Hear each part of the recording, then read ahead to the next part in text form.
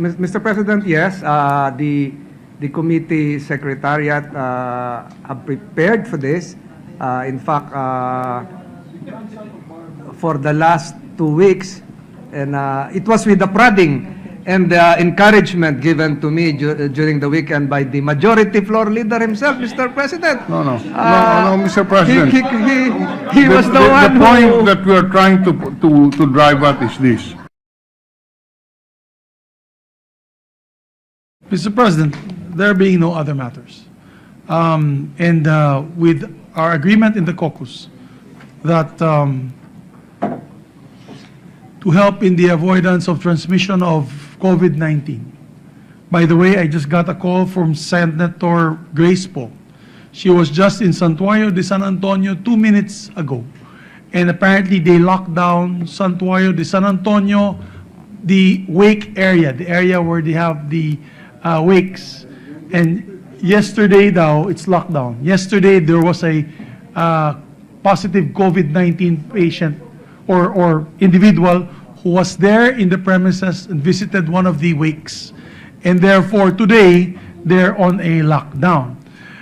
Mr. President, with the agreement that we suspend, the agreement is that we suspend session until Wednesday, 1 o'clock, so that we can still dispense 1 with our... p.m. in the afternoon. Yes, I'm sorry, 1 o'clock in the afternoon. So the idea being that we can still function, we can still have our hearings on the Commission on Appointments, because many would be bypassed if we do not have the hearings on Wednesday morning. But with the agreements that our staff, the discretion of the senators involved, do not necessarily have to come to work, and the public as well is refrained from visiting the Senate premises at this time. It to include the Secretariat, and that was the agreement as well, Mr. President. Except for those who want to have committee hearings, you may do so at your own risk.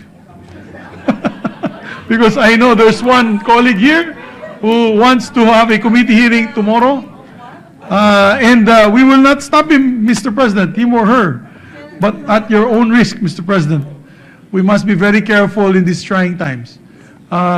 Remember that it doubled, the number of patients of COVID-19 doubled overnight. And therefore, with the testing kits available, I'm worried about the alarming rate that could follow in the next few days. Mr. President, with that, Senator Tolentino, sir. Senator Tolentino is recognized. As a point of information, Mr. President, the impression I got from the good majority leader is that those who have scheduled committee hearings can proceed at their own risk, Mr. Yes. President.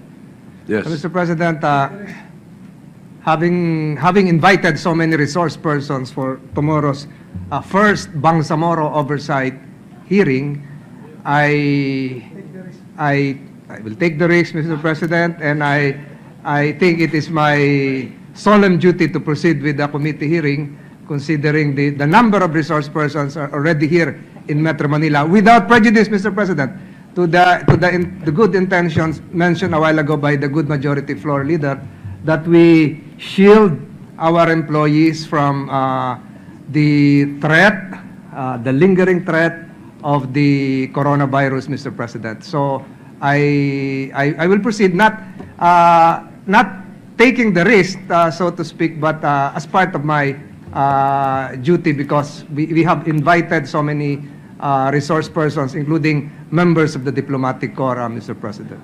Mr. All right, President. the minority leader is recognized. Mr. President, we admire the tenacity of Senator Tolentino. We just have a few questions for the welfare of our employees. First of all, are the committee staff required to attend the hearing? Mr. President, yes. The committee secretariat have prepared for this. In fact, for the last 2 weeks, and it was with the prodding and the encouragement given to me during the weekend by the majority floor leader himself, Mr. President. No, Mr. President. He was the one The point that we are trying to drive at is this. Yes, the good chairman can take that risk, but why should we risk our employees? Mr. President, I asked the committee members, the secretariat, if they're willing, and I think even at this very late hour, they have been trying to call several local government officials. Most of them are now here in Metro Manila. But again, Mr. President, I think it is but proper that given the discretion enunciated a while ago by the good majority floor leader on whether I can proceed, and again, I reiterate that he was the one who encouraged me.